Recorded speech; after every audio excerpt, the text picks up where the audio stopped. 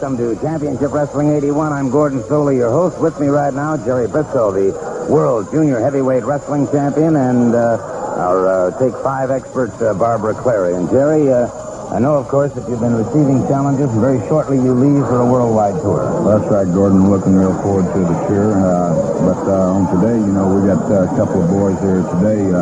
Buzz Sawyer with his $5,000 challenge. He's going to be coming up against Yoshi Yatsu from Japan, who was a three-time national champion that's from Japan, and also was in the Olympic Games and on a recent Olympic wrestling team that boycotted the Montreal Olympics.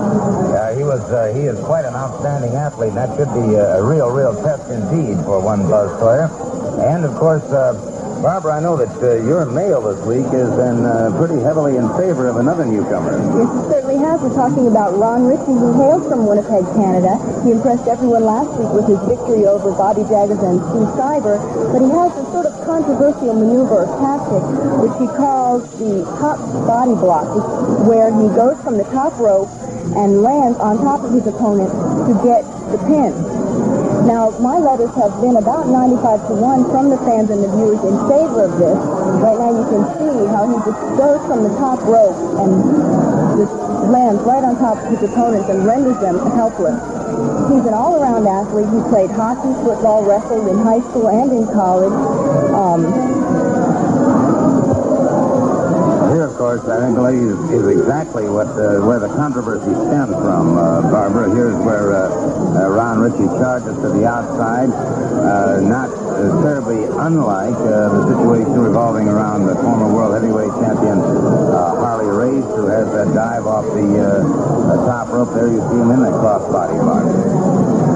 And as you can see, it's 1, 2, 3, and the opponents don't have a chance. With the power that he has in his legs and in his body, he just lands on them, and they just don't have a chance. Here you see him with Bobby Jaggers, right up on the top rope. Doesn't even give Jaggers a chance to get anywhere near him. He just lands on him, and that's it. He doesn't have a chance.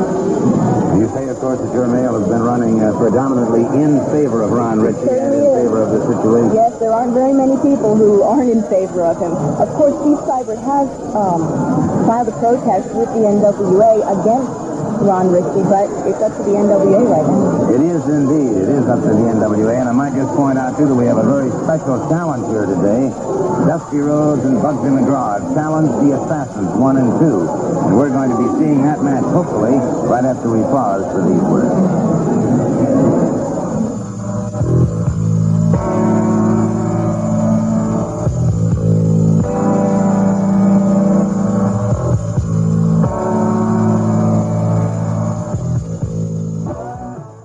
From Austin, Texas, weighing 260 pounds, the American Dream, Dusty Rhodes. His partner from Indiana, weighing 307 pounds, Bugsy McGraw. The opponent from parts unknown, weight unknown, assassin number 2. And from Iowa, at 6'7" 315 pounds, Ox Baker. Big man, no question about that. Well over 300 pounds, 6'4", 6'5". Baker noted for that heart punch, an exceptionally dangerous man. Dusty Rhodes moving out against Assassin 2. Quick arm drag takedown.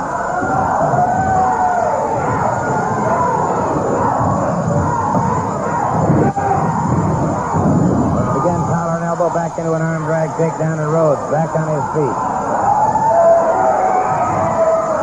Gordon, the controversy with the Assassins and Dusty Rhodes, and as soon as our good friend Bugsy McGraw heard about it, Bugsy was ready to come in. I talked to him earlier in the dressing room. Bugsy McGraw and Dusty were suited up, ready for action, and ready to go at any time. And there's a ringer in there with this Ox Baker, but you get a man like Ox Baker in there and your adrenaline starts flowing also. And Bugsy just out moved him right in. Baker went for that big jump, and right then Bugsy McGraw's speed moved right under that forearm smash here. And Baker seems frustrated and backed up.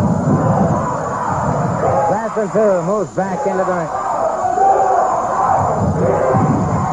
And you can hear the chant, USA, picked up for Bugsy McGraw.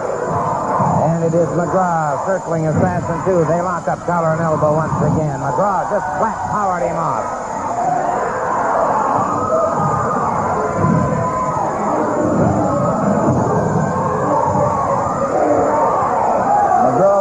will go in the ring and try to confuse his opponent. He always has the fans behind him 100%. And he goes and tries to confuse them a little bit and to get them mixed up in their maneuvers. He called it a gigantic elbow. What's going on here? Well, all right. You and your partner. I know about the challenge, and I know that they knew I was on my way from the airport. My plane was up there first when I was late. I was coming into the airport. I called.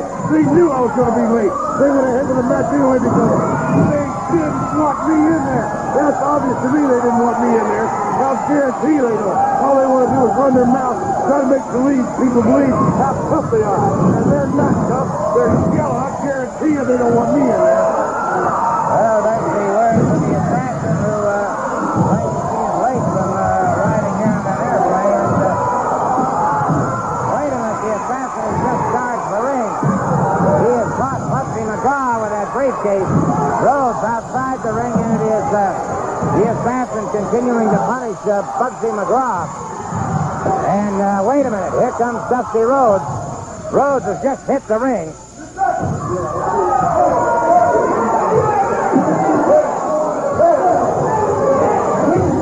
They've cleared the ring now, but Dusty Rhodes and Bugsy McGraw, both of them extremely irate, and Terry Briscoe going over to pick up some comments.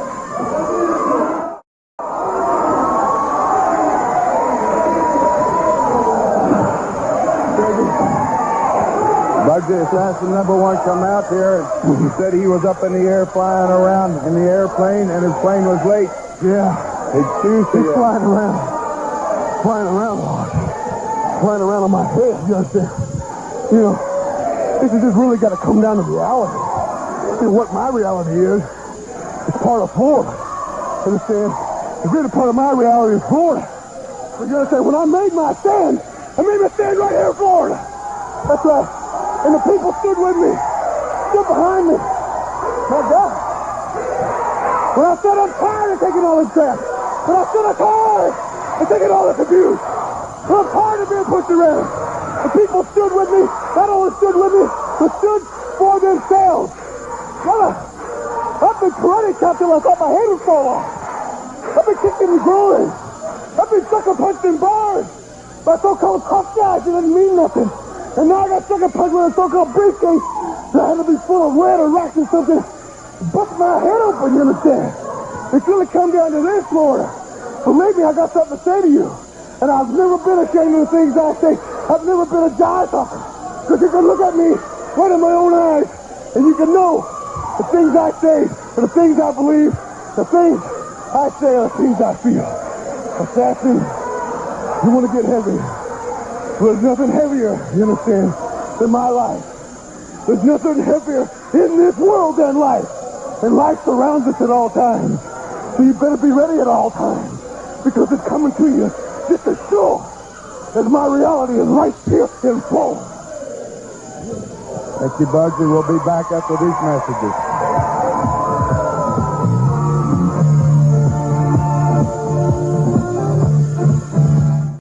Japan, weighing 265 pounds, Yoshi Yatsu. His opponent from St. Petersburg, Florida, weighing 234 pounds, Buzz Sawyer.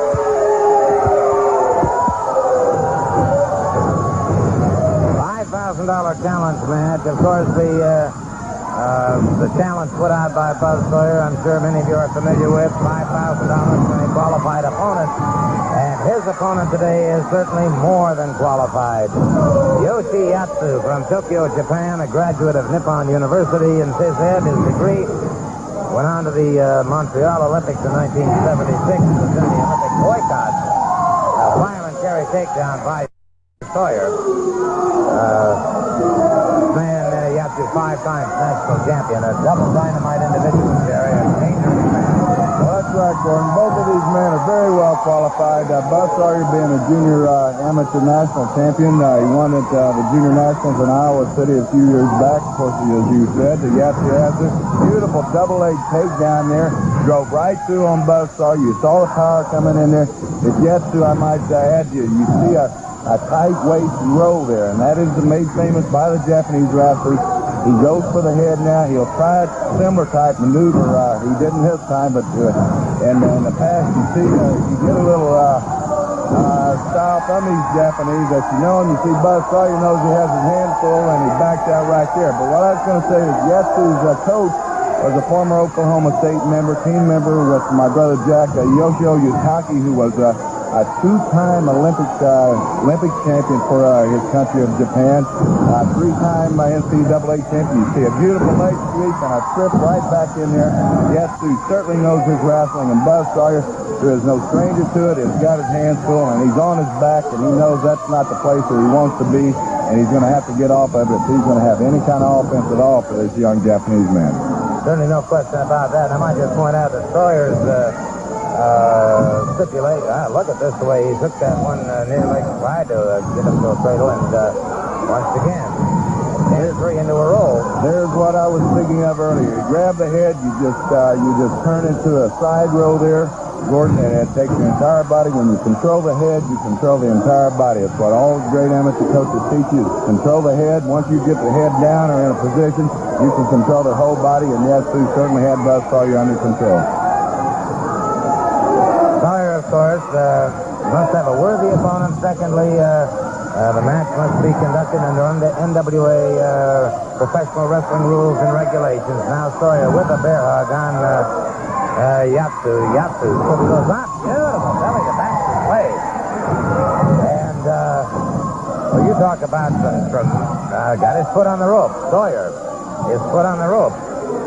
So he's utilizing everything that he can right now, but meeting this challenge under what you'd say a basic international collegiate competition is exactly what we're seeing here, and a fine example of it, Jerry. Oh, that's right. And as you saw that belly-to-belly there, Gordon, that's another one of those Greco-Roman Olympic-style moves that these Japanese fellas seem to have this style under control. Beautiful arm drag. You see Buzz Sawyer went right for the arm drag. And a reverse switch there by Yatsu. Sawyer comes out, sets out, beautiful set out on it. Comes right up with a headlock. They're trying to control that head. Sawyer caught him with a knee coming off those ropes. And that, of course, would not be allowed in the amateur ranks, and Sawyer has him again. Brings him up, full power slam, and back into him again. Count of three. Now, Yatsu has had just about 1 year in the pro ranks, a little less than a year, as a matter of fact. Whereas Sawyer's had several years in the pro ranks, and I think that, of course, spelled the difference, Jerry. Well, it sure does. Plus the strength that Buzz Sawyer possesses there. We saw Yatsu weighs a good 240, 245, and he came right off with that fantastic body slam, power slam, as Buzz Sawyer likes to call it, and caught him for the count. And I just mentioned, too, of course, in watching Buzz Sawyer, and there you're seeing the difference between the pros and the amateurs. And I might also point out that recently I had a chance to see the world heavyweight champion Ric Flair in action. And although I've watched Flair many, many times in the past, he has developed since becoming champion, Jerry, a bit of a mean streak that I've never seen before. In fact, recently wrestling a young Bobby Garrett broke his arm. And, of course, that is up, I understand, for review. And possibly I might get a chance to look at that match in the future. Well, I hope so, Gordon.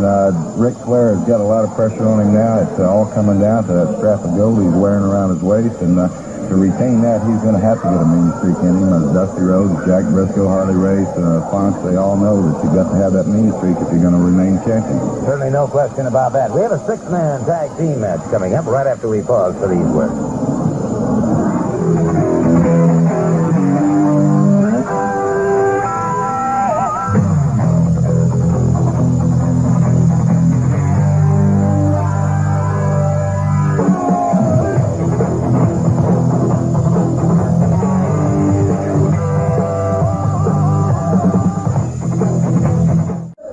This match, one fall with a 10-minute time limit from the Isle of Samoa, weighing 235 pounds, Coco Samoa.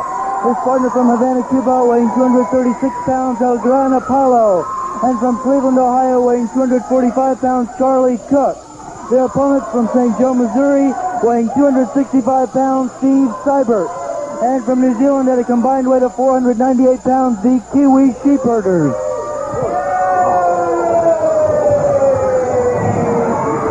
Six-man tag team match. By the way, we do have On standby matches today, we have got Avalanche Tyler, also Ernie the Cat Lad. Those are standby matches right now. Six-man tag. Seibert taken off his feet very quickly by Charlie Cook. Charlie Cook, of course, the Florida heavyweight wrestling champion. One of the greats to come out of Grambling College. He's teamed up with El Grande Apollo and Coco Samoa. Excuse me, Gordon. The people who just really have to be impressed with Florida heavyweight champion Charlie Cook. This man, we've known all along he was a great, great man, a great champion, but he's proven it more each day. And he's completely unselfish in that ring with his tag team partners. He keeps his opponent right here near the corner for a close tag when he gets in trouble. And Charlie Cook has come on as one of the greatest Florida heavyweight champions we've seen in quite some time. I would certainly have to agree with that. El Grande Apollo makes the tag now with Coco Samoa. Apollo with that spinning toe hold and has Seibert in trouble now, and the Kiwis are hard pressed as their tag team partner is in trouble. They have not had a chance to tag in, and now it is Charlie Cook moving back into the ring. And Cook drops about 250 pounds across that leg of Seibert. Seibert's the man who filed the protest on young Ron Ritchie. Young Ron Ritchie impressed a lot of people. I know I've been around the city, all around the state of Florida. People are talking about him right and left. A tremendous young competitor, great outdoorsman, and the man is going to really turn a lot of people on here in Florida. Apollo tags up once again, and they've kept Seibert tied up over on that far side, as you said. Charlie Cook keeps his man, his opponent, if he's in a tag match, keeps him as close to his own corner as possible. Coco Samoa tags up. So you got the USA, American Samoa, and Havana, Cuba represented on one side. New Zealand and the United States on the other. And Seibert, having more than his share of problems now with Samoa, brings him up once again. A full body slam and toward his own corner. So consequently, you see Luke started to move out into the ring. Center of it again, Charlie Cook moves in. They've been able to control the tempo of the match, Gordon. When you're in a six men like this, you don't want it to get out of hand early. Things start happening, so you want to keep it under control.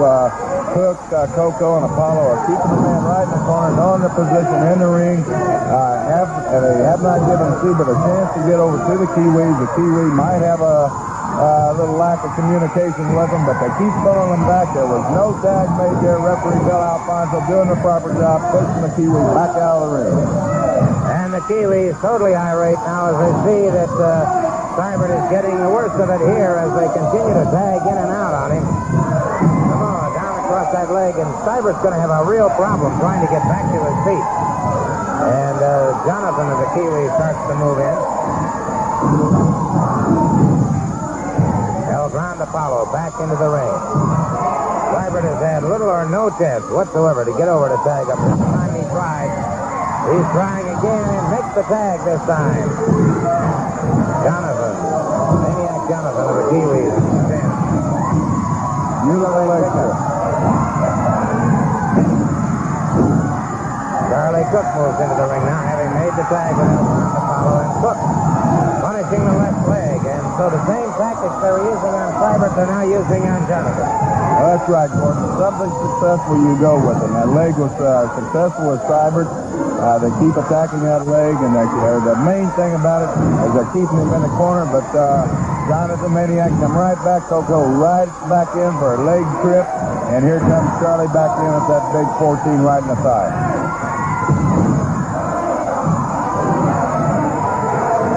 Tags up once again with El Grande Apollo. Apollo uses the flat of the foot to the knee and the leg of Jonathan. There you see Seibert and Crazy Luke over there. Now the tag is made with Luke of the Kiwis. They're catching Apollo into the ribcage. One across the side of the jaw. Fires him on. Apollo catching him. The good shoulder smash up and over those ropes. Shot with a high hip toss by Luke of the Kiwis. The good shoulder smash has staggered Luke as well.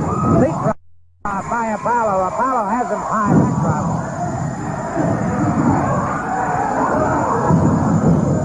Hip lock takedown, but Luke at the head says this Apollo breaks free. Once again into a hip lock takedown. The tag is made with Coco Samoa. Right back in their territory also, Gordon. They're keeping them over in their corner, keeping them away from the partners. But the tide was turned on Coco Samoa. The Kiwi Luke was able to gain control. Now he has Coco Samoa down, dropping a forearm, smashes it back. He comes off the rope. Tags up with Jonathan. They're giving Seibert a much-needed rest here as he carried the brunt of this battle, the opening of the match. And so the Kiwis wisely giving him as much respite as possible. Now they continue to attack Coco Samoa. Samoa down on that canvas, in trouble. As Jonathan continues to administer punishment now. Samoa back to his feet. Samoa, one of the midsection that really lacked authority, but that time he tried to headbutt Samoa.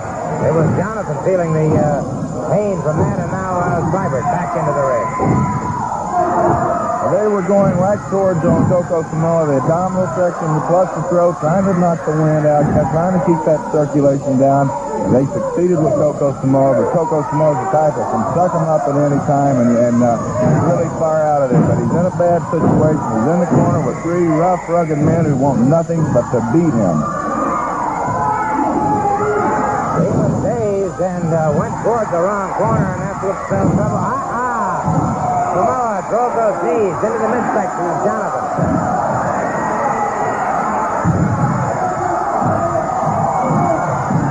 Samoa now trying to get over to tag up. He can make it over to tag up. He's got Jonathan in trouble now. Jonathan on his feet. The tag is made. Jonathan preoccupied.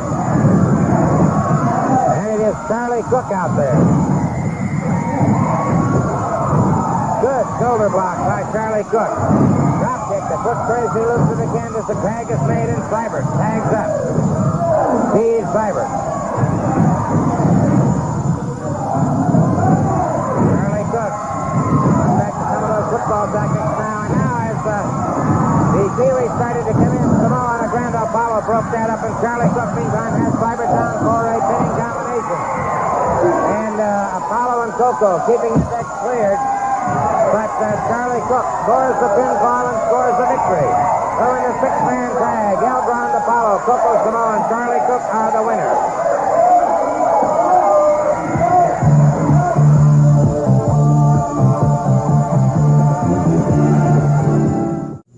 You know, I remember when I was a kid, I'd walk down the street, I'd see another kid with some Tootsie Pops or bubble gum, and I wanted it.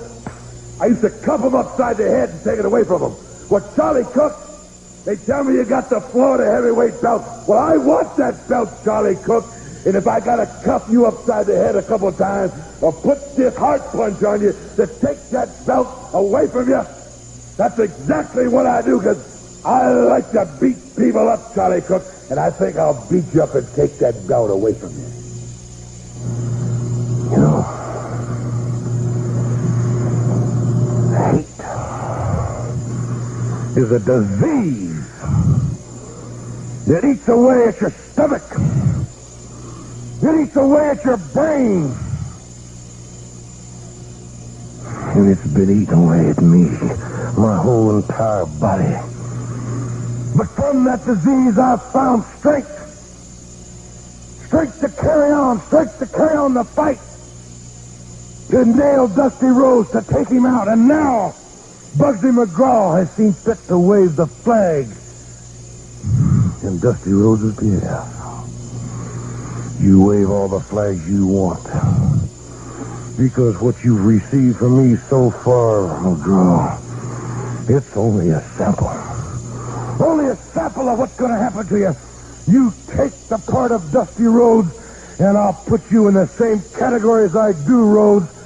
And I'll do the same thing to you that I'm going to do to Rhodes eventually, and that's take you out. You can stand up here and talk all you want, you understand? And obviously that hate has driven you. Emotion has driven you. The pressure must be too much, you understand? Because when it all comes down, when that pressure gets too great, it starts to make you do things. Make you lose control, make you lose your calm. You come out and have to smash my head with a rock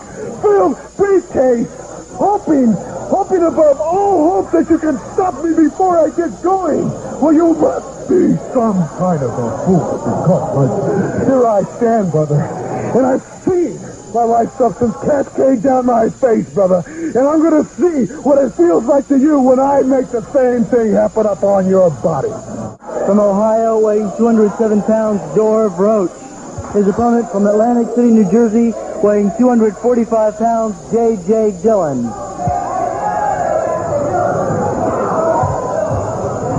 Jim Dillon going up against Rhodes. Jim Dillon, of course, no stranger to wrestling fans around the country. Rhodes, a newcomer, but a fine takedown and a good ride by Rhodes. Rhodes really looks like he knows what he's doing out there, Gordon. He good reverse takedown there, and he floated right over on Dillon and rode him right to the rope. But Dillon had the experience that he does. He did go to the rope, comes right back in a combination of a hammerlock and a chin lock there. He got him quick. This young man, Rhodes, Jim Dillon, J.J. Dillon just took it right to him. Just overshadowed him with experience, Gordon. He did indeed. A quick submission hold by J.J. Dillon. And, of course, we do have standby matches, and I think we'd better have one right now. We've got a situation here. Very, very quick victory for J.J. Dillon.